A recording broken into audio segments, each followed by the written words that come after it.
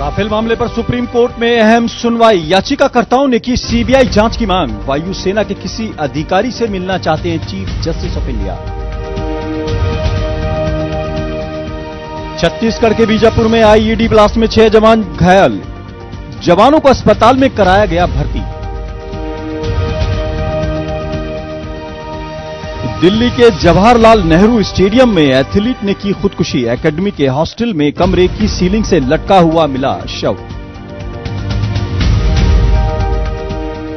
Air India flight में विदेशी महिला का हंगामा। शराब नहीं मिलने पर क्रू मेंबर से बदसलूकी।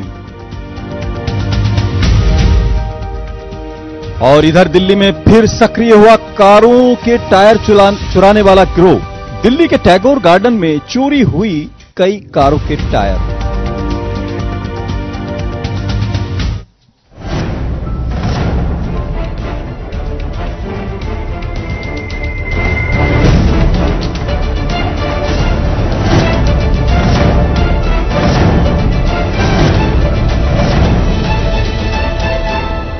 नमस्कार, जेके 24/7 न्यूज में आपका स्वागत है। मैं हूं आजाद खालिद, आपका मेजबान, और लेकर हाजिर हूं दो का पंच यानी 2 बजे तक की 5 खबरों का वो बुलेटिन जिसमें हम अपने रिपोर्टर्स प्रोड्यूसर से ताजा जानकारी लेते हैं और आपको बताते हैं खबरों का विस्तार से जायजा।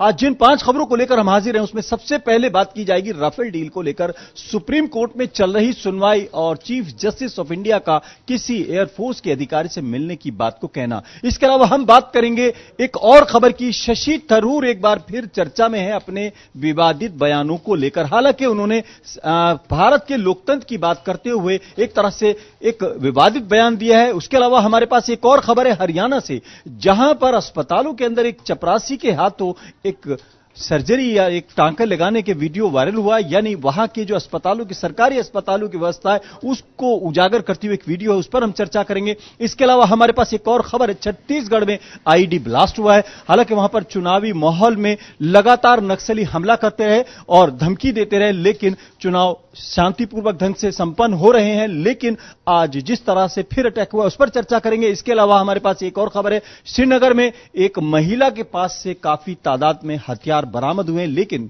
सबसे पहले आज 2 के पंच में हम बात करते हैं राफेल डील को लेकर। नवदीप छावड़ा हमारे साथ रहेंगे, हम उनसे जानकारी लेंगे कि क्या आखिर चीफ जस्टिस ऑफ इंडिया, हालांकि उन्होंने प्रशांत भूषण को कहा है सुनवाई के दौरान जितनी जरूरत हो उतना बोलो, क्योंकि उन्होंने कहा था कि इस मामले में घोटाला हुआ है, एक तरह से अपनी नाराजगी का इजहार किया। लेकिन उन्होंने तकनीकी मामलों को लेकर कहा है कि अगर एयरफोर्स का कोई अधिकारी होगा तो शायद बेहतर होगा। और नवदीप, जिस तरह से चीफ जस्टिस ऑफ इंडिया ने यह कहा, सरकार का भी यह भी पक्ष है कि तकनीकी मामला है, इस पर कोर्ट कुछ तय नहीं कर सकता, कैसे देखते हैं?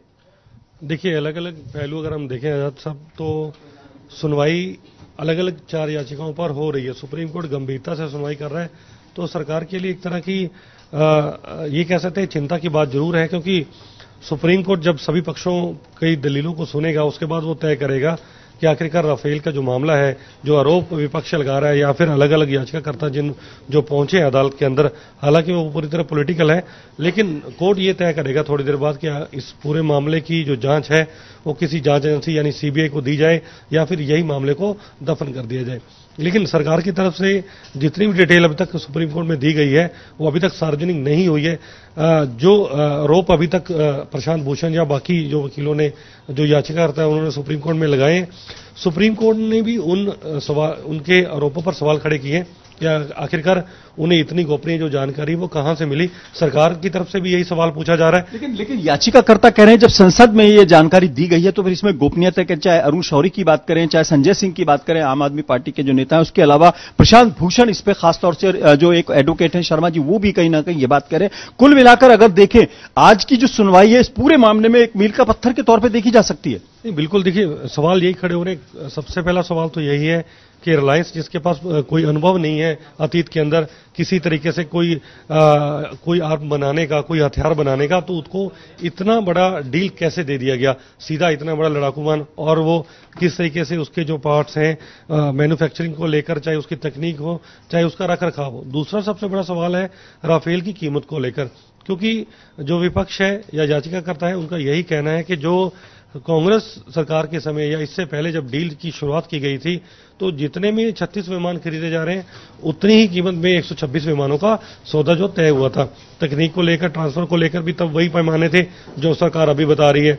मेक इन इंडिया में इसकी कोई ज्यादा ठोस जो बातचीत वो नजर नहीं आ रही। तो यही दो बड़े सवाल हैं जिस पर सरकार को जवाब देना होगा कि आखिरकार अगर इस पूरी डील के अंदर कोई घोटाला नहीं हुआ है तो सरकार को देश को बताने में क्या वो बुराई है, क्या हर्ज है कि आखिरकार हमने कितने में सौदा किया, अगर इसमें कोई बात नहीं है। दूसरी बात यह है कि रिलायंस को जहां तक ठेका देने की बात है तो डसॉल्ट की तरफ से अलग अलग जो बयान है, सबसे पहले विवाद हमने देखा था कि जब खड़ा हुआ था जब फ्रांस के पूर्व राष्ट्रपति ने रिलायंस को लेकर एक विरोधी बयान दिया था कि हमने अपनी तरफ से रिलायंस को ठेका नहीं दिया था। हालांकि उसके बाद डसॉल्ट की तरफ से कई बार बयान आया है, सफाई दी। कल भी सीईओ ने बाकायदा एक इंटरव्यू में कहा है कि मैं झूठ नहीं बोलता और तमाम चीजें। 9% उन्होंने सस्ते की भी बात की, लेकिन विपक्ष और खासतौर से जो आरोप लगाने वाले लोगों के 40% ज्यादा हुआ, क्योंकि उसमें यह भी कहा जा रहा है कि पहले 126 विमानों की डील हुई थी, उसमें 18 विमान जो थे वो पूरी तरह तैयार लेने थे, बाकी मेक इंडिया के तौर पर उनको इंडिया में बनाना था, लेकिन अब 36 पे डील हुई है। कुल मिलाकर कहीं ना कहीं सरकार के ऊपर जो सवाल उठ रहे हैं, विपक्ष भी ऑफेंसिव हो रहा है, लेकिन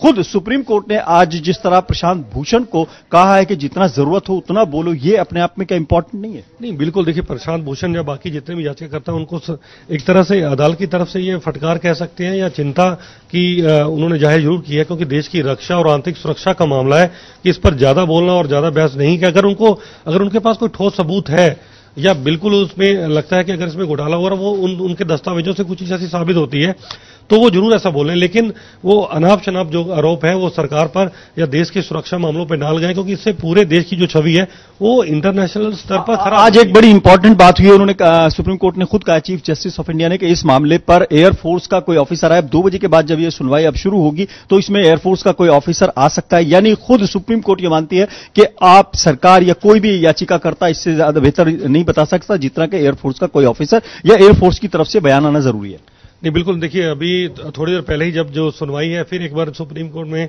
शुरू हो चुकी है और कुछ अधिकारी जो है वायुसेना के वो अभी कोर्ट के अंदर मौजूद हैं और वो जो कोर्ट के जितने सवाल हैं उनके जवाब भी दे रहे हैं। तो यही है कि सबसे पहले अब देखना ये होगा कि अदालत जो है वो उनसे क्या सवाल करती है, उनकी तरफ से क्या जवाब दिया जाता है। लेकिन ये साफ है कि वो सरकार से हटकर कोई ऐसा बयान नहीं देंगे, क्योंकि वायुसेना चीफ पहले ही मैंने जिक्र किया था कि उन्होंने 2 बार बकायदा जो है प्रेस कॉन्फ्रेंस करके साफ किया था कि राफेल के आने से वायुसेना की ताकत में बढ़ोतरी होगी और इस पूरी डील के अंदर पूरी पारदर्शिता बरती गई है और किसी भी तरीके का कोई भी ऐसा जो है वो स्कैम नहीं है। तो वायुसेना की तरफ से मुझे लगता नहीं कि कुछ ऐसा बयान दिया जाएगा। तो थोड़ी देर में तस्वीर सब साफ हो जाएगी कि आखिरकार जो पूरी प्रक्रिया है उस पर जो सुप्रीम कोर्ट है उसका क्या मत है। बहुत बहुत शुक्रिया नवदीप। जरा सुन लेते हैं इस मामले पर खुद कपिल सिब्बल क्या करें, कांग्रेस की तरफ से उनका क्या कहना है। सीनियर वकील भी हैं और कांग्रेसी लीडर भी हैं, राफेल पर उनका क्या कहना है, जरा दर्शकों को ही सुनवा लेते हैं। जितना मर्जी कोशिश कर ले ये सरकार, जितना मर्जी प्रधानमंत्री जी कोशिश कर ले, राफेल की सच्चाई तो आएगी ही आएगी।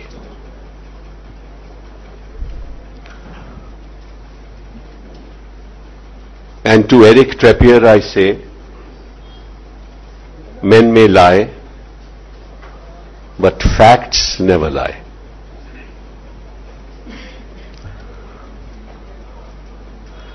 Facts are neither prejudicial, nor can facts be pressurized, nor do facts have an agenda.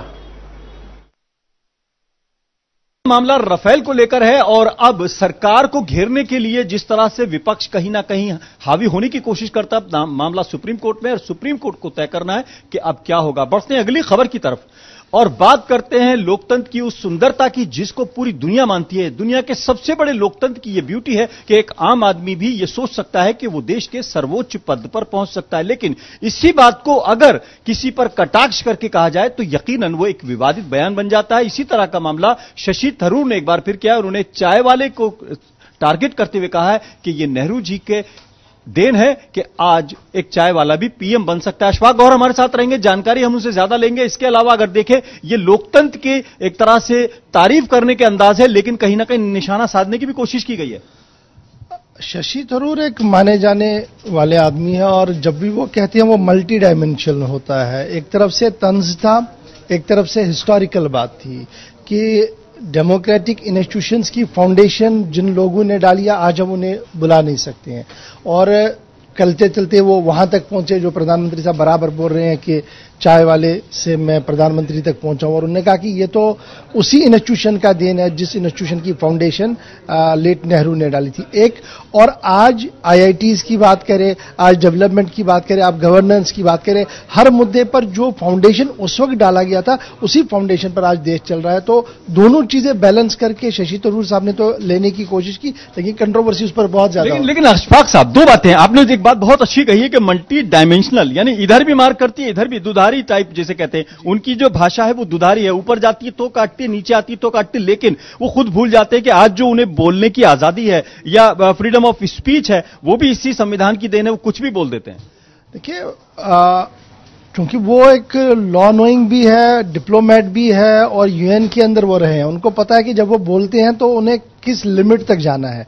यही वजह है कि शशि थरूर पर आज तक कोई भी केस नहीं हो पाया मानहानि का, न साबित कोई कर पाया, क्योंकि उनकी अंग्रेजी हो तो जब आप उसको डिक्शनरी में खोलेंगे तो वो कहां कहां से घूमती है, फिर वो लोग भी परेशान होते हैं। और आज जिस तरीके से उन्होंने स्पेसिफिक होकर ये कहा कि हमारे इंस्टीट्यूशंस की वैल्यू जो है ये इस आदमी की वजह से है जिसको आज हम याद कर रहे हैं। और जब उन्होंने वो सारा प्रोमो वहां पर चलाया और ये दिखाने की कोशिश की कि फाउंडर तो कांग्रेस है, बेसिकली वो कांग्रेस वर्कर्स को कर रहे थे। आपकी बात बिल्कुल सही है कि संविधान एक सिस्टम है, संविधान एक दायरा है, उससे बाहर जो भी जाएगा उसके खिलाफ कार्रवाई होगी। लेकिन मुझे अभी तक नहीं लग रहा है कि कोई आजकल खड़ा होकर यह कहेगा कि मैं शशि थरूर के खिलाफ केस करूंगा, क्योंकि उसने संविधान की कोई लाइन को टो करते हुए बाहर चला गया है। यानी अगर देखा जाए संविधान की अगर तारीफ करनी तो बाबा साहब भीमराव अंबेडकर की करें, क्योंकि अगर देखें संविधान समिति के वो अध्यक्ष थे, हालांकि वो भी एक, उसमें भी काफी लोग थे, लेकिन नेहरू जी के आज के ओकेजन पे जिस तरह से उन्होंने कहा, ये कांग्रेस का अपीजमेंट है या बीजेपी पर टारगेट है?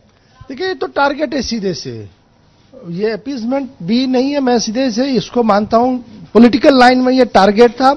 और सीधे उन्होंने बीजेपी का नाम नहीं लिया, उन्होंने तंजिया अंदाज में कहा कि चाय वाला प्रधानमंत्री बन सकता है, क्योंकि हमारी इंस्टीट्यूशंस इतने मजबूत बने ताकि आज कोई लोग जो है वो सामने आ रहे हैं। तो टारगेट सीधे से बीजेपी थी कि आप जिस तरीके से चलाना चाहते हैं उस तरीके से देश चलता नहीं है। जो बार बार कांग्रेस का एक मौकफ रहा है कि बीजेपी के टेन्योर में देश सही नहीं जा रहा है, संविधान खतरे में है, ऑटोनॉमस बॉडियां खतरे में है, सीजीआई खतरे में है, कैग खतरे में, तो लगभग निशाना वो सारा था। लेकिन वो बोले नहीं, चूंकि वो डिप्लोमेट रहे हैं, वो बोले कुछ नहीं, लेकिन बिना बोले सब कुछ कह गए। बहुत बहुत शुक्रिया अशफाक। और जरा सुनते हैं शशि थरूर ने क्या कहा, उसके अलावा बीजेपी का उस पर क्या स्टैंड है ये भी सुन लेते हैं। लेकिन इतना जरूर है कि राजनीति में कोई भी मौका ऐसा नहीं होता जब विपक्ष पे और अपने विरोधियों पर निशाना साधने का मौका चूका जाता हो।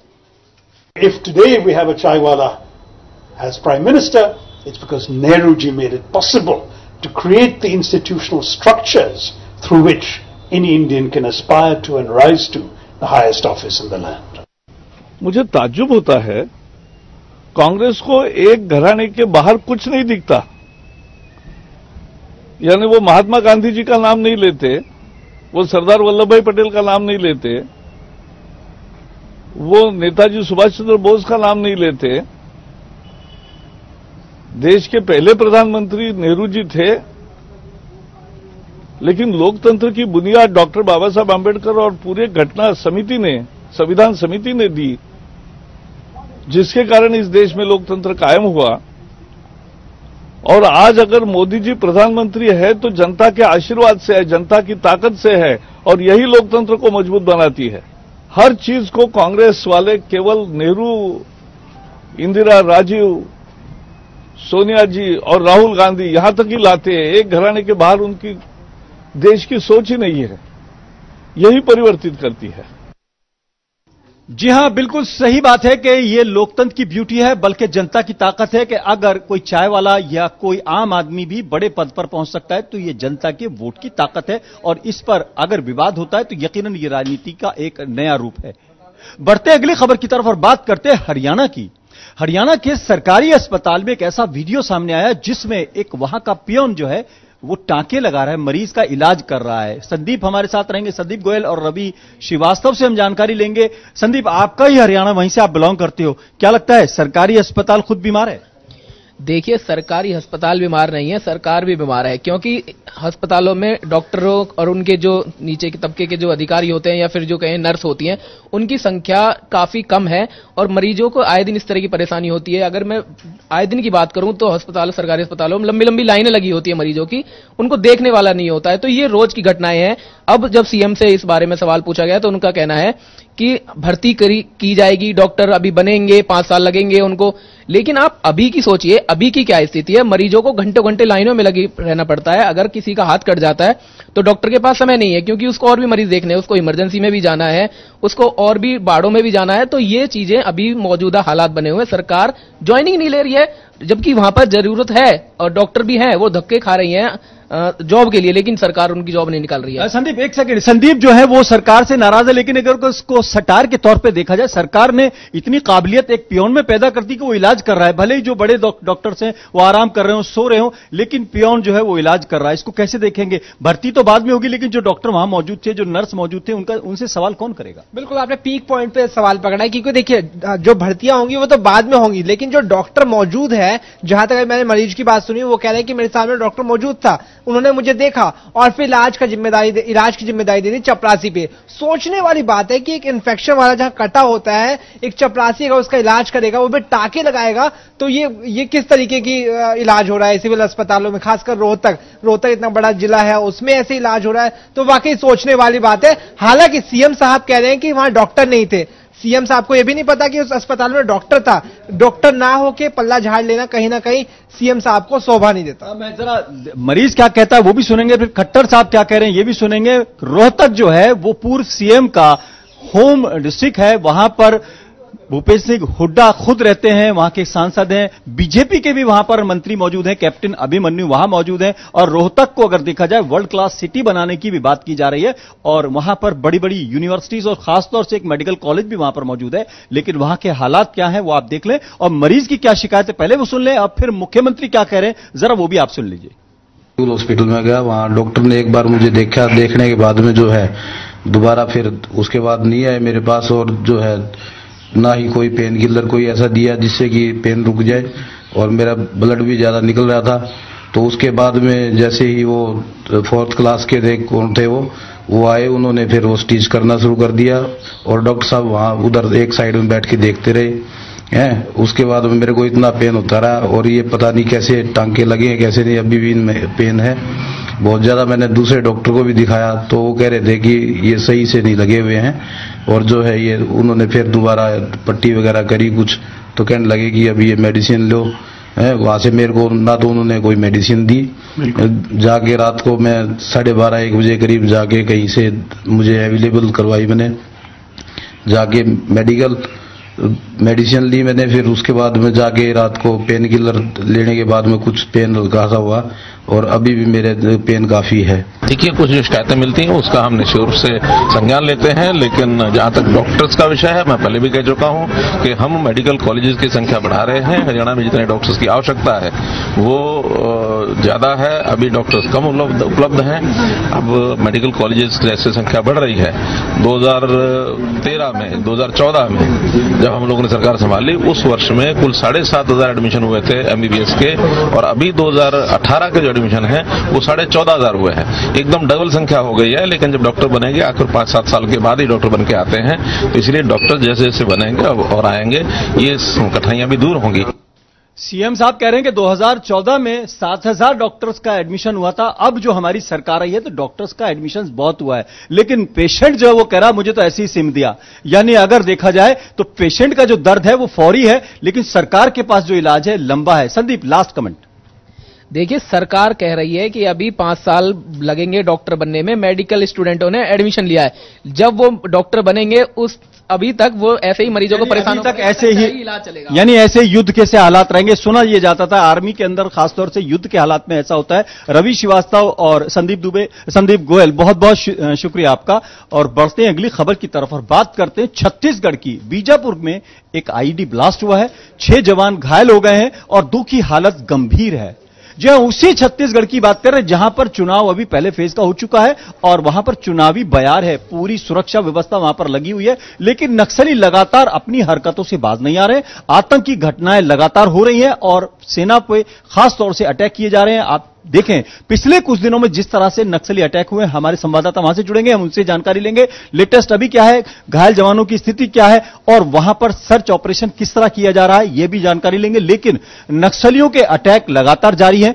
पिछले दिनों 2 रिपोर्टर्स भी एक तरह से घायल हुए, एक की मौत भी हुई है, 3 जवान भी शहीद हुए। लगातार इस तरह के मामले सामने आ रहे हैं कि नक्सली अटैक छत्तीसगढ़ में खासतौर से अगर सुकमा की बात करें, बीजापुर की बात करें, दंतेवाड़ा की या वहां की बात करें, ये तमाम वो जगह हैं जहां पर नक्सली लगातार सक्रिय हैं। वही छत्तीसगढ़ है जहां पर झीरम घाटी का एक अटैक अगर याद होगा लोगों को, जिसमें पूर्व केंद्रीय मंत्री वीसी शुक्ल और वहां के बड़े नेता खासतौर से महेंद्र कामा की अगर बात करें, वहां दर्जनों लोगों की मौत हुई थी। ये वही छत्तीसगढ़ है। शिवशंकर पांडे हमारे साथ जुड़ गए, हम जानकारी लेंगे कि शिवशंकर वहां पर अभी ताजा स्थिति क्या है, सेना सर्च ऑपरेशन चला रही है किस तरह से, और दूसरे सबसे बड़ी जो सवाल है वो ये है कि घायल जवानों की हालत क्या है। देखिए, जो 2 जवानों की हालत जो है वो गंभीर बनी हुई थी, शुरू से ही बताया गया था, वो अभी भी नाजुक स्थिति में ही है। उन्हें रायपुर शायद रायपुर उनको लाया जा रहा है। और उसके अलावा जो वहां पर सर्चिंग ऑपरेशन कंपोजिट पार्टी का चल रहा है, सारी बीएसएफ, डीआरजी और डीएफ, सीआईएसएफ सभी एक साथ कर रही है, क्योंकि जो वहां से पार्टियां लौट रही हैं उनकी सुरक्षा बहुत बड़ी एक गंभीर चिंता का विषय बना रहता है, हर बार बना रहता है। जो पार्टियां वापस लौट रही है उनको निशाने पे, नक्सलियों के निशाने पर रहती है, क्योंकि वो उस समय इतनी सचेत नहीं होती है लौटते समय जितनी वहां पर डिप्लॉयमेंट के समय रहती है। लेकिन शिवशंकर पांडे, एक सवाल ये उठता है कि वापसी के दौरान क्या सेना अपने हथियार रख देती है या इस मोड में आ जाती है कि अब लड़ना नहीं है? नहीं, इस मोड में नहीं रहती, क्योंकि जब कॉन्वॉय वापस आता है तो सारे जवान जो होते हैं वो गाड़ियों में रहते हैं और वो उस वक्त इतने अलर्ट नहीं होते हैं। गाड़ियों के अंदर चारों तरफ से क्योंकि बंद रहता है, आप जानते हैं कि तीनों चारों तरफ से बंद रहता है और अचानक उस समय अगर कोई अटैक होगा तो बिल्कुल यही सवाल, ये इसीलिए हमने सवाल किया था। यानी जो नक्सली हैं वो इस मोड को समझते हैं कि कौन से टाइम पे राइट टाइम होगा ताकि तब अटैक किया जाए, और उनको ये मालूम है कि अब किस मोड में सेना है। आपको ऐसा लगता है वो जो मॉडस ऑपरेंडी है उनकी वो बड़ी शार्प है? बिल्कुल, मॉडस ऑपरेंडी उनकी बड़ी शार्प रहती है और खासकर जो जवान अंदरूनी इलाकों से बाहर आ रहे होते हैं, जो नेशनल हाईवे पर तो जोखिम कम होता है, लेकिन इंटरनल जो डिप्लॉयमेंट होता है वहां से जो बेस कैंप से वापस आ रहे होते हैं जवान, तो उस पर सबसे ज्यादा नक्सलियों की निगाहें रहती है। आईडी जो विस्फोट हुआ है वो इसी कॉन्वॉय पर हुआ था, जिसमें कुछ सिविलियंस भी उसकी चपेट में आए हुए हैं। बीएसएफ की 214वीं बटालियन थी जिस पर ये हुआ था। बहुत बहुत शुक्रिया शिवशंकर पांडे। बढ़ते हैं अगली खबर की तरफ और बात करते हैं फिर एक बार आतंकवाद की, लेकिन अब बात होती है श्रीनगर की। श्रीनगर में एक महिला के पास से काफी तादाद में हथियार बरामद हुए हैं। हालांकि सुरक्षा बलों को यह कामयाबी जरूर मिली है, लेकिन सवाल यही है कि आखिर ये हथियार आए कहां से और इनका आगे मकसद क्या था। यकीनन कोई ना कोई डिस्ट्रक्शन का या कोई ना कोई आतंकी वारदात को अंजाम देने के लिए ही ये हथियार आए होंगे, लेकिन अब पुलिस इस तलाश में है कि इसका नेक्सस कहां तक था, कौन कौन लोग हमारे साथ जुड़ेंगे, उनसे हम जानकारी लेंगे। सनम एजाज, जिस तरह से इसको कामयाबी के तौर पर भी देखा जा सकता है, लेकिन सवाल भी खड़े हो रहे हैं। बिल्कुल खालिद भाई, यहाँ पे अगर देखा जाए तो कल जहाँ पुलिस का दावा है कि बड़ी कामयाबी हासिल हुई है और इस कामयाबी में इन्हें जो फीमेल इसके साथ जुड़ी हुई थी उसको गिरफ्तार किया गया है और उससे जहाँ ग्रेनेड वगैरह जो है, और ये नॉर्थ कश्मीर से श्रीनगर की तरफ जुगलाने की कोशिश की जा रही थी और जहां फोर्सेस का एजेंसीज का मानना है कि एक बड़ी कोशिश थी मिलिटेंट्स की कि यहाँ पे इस विस्फोटक सामान को पहुंचाया जाए और यहाँ पे जो टारगेट्स हैं उनको निशाना बनाया जाए, और उस टारगेट्स तक पहुंचने से पहले ही इससे एक बड़ी कामयाबी जो फोर्सेस के लोग मान रहे हैं। और जाहिर सी बात है, करीबन जो बड़ी मात्रा में जो हथियार वगैरह, जो ग्रेनेड्स वगैरह हैं, एक्सप्लोजिव जो ये चीजें हैं, ये श्रीनगर पहुंचने से पहले ही जब्त की गई, तो आने वाले दिनों में कोई बड़ी कार्रवाई होने से इसे रोका गया है। खालिद, सनम, एक सवाल यह बनता है, जिस तरीके से हाल के दिनों में आप देख रहे हैं लगातार मुठभेड़ भी हो रही है, लगातार हालांकि सुरक्षा बल कामयाब हो रहे हैं और आतंकवादियों को लगातार मुखी खानी पड़ रही है, लेकिन सीमा पार से जैसे पिछले दिनों इन्फिल्ट्रेशन की भी कोशिश की बात होती है, अब स्नाइपर अटैक भी है, अब यह हथियार बरामद होना, कहीं ना कहीं ऐसा लग रहा है कि हर मोर्चे पर सेना के लिए और सुरक्षा बलों के लिए काम बहुत बाकी है। देखिए, जाहिर सी बात है, एक सिचुएशन जो कश्मीर में है उसमें बहुत से काम है, और इसमें जहां मिलिटेंसी है और मिलिटेंसी के साथ साथ जो उनकी मॉड्यूल्स हैं वो रोकना भी एजेंसीज के लिए एक बहुत बड़ी चुनौती है। और जिस तरह से लाइन ऑफ कंट्रोल पे जो स्नैपर अटैक्स अब हो रहे हैं और उसके साथ साथ अब इंटरनल जो सिचुएशन है उस सारी पे कंट्रोल करना है, उस सारे से टैकल करना एजेंसीज के लिए एक बड़ी चुनौती वाला मामला है। और ये आज ही का मामला नहीं है, बल्कि बहुत पहले से इस तरह के मामला जो हैं वो एजेंसीज को देखने पड़े हैं। बहुत बहुत शुक्रिया सनम एजाज, आप नजर बनाए रखें, आगे भी आपसे सवाल किए जाएंगे, कुछ ना कुछ जानकारी अगर आपके पास होती है। यानी सेना के लिए, सुरक्षा बलों के लिए सीमा को मुस्तैद रहना, सीमा को सुरक्षित करने के साथ साथ अब इंटरनल जो सिक्योरिटी है उसको भी कहीं ना कहीं नजर में रखना होगा। दो के पंच में आज फिलहाल इतना ही। अपने मेजबान आजाद खालिद को इजाजत दें।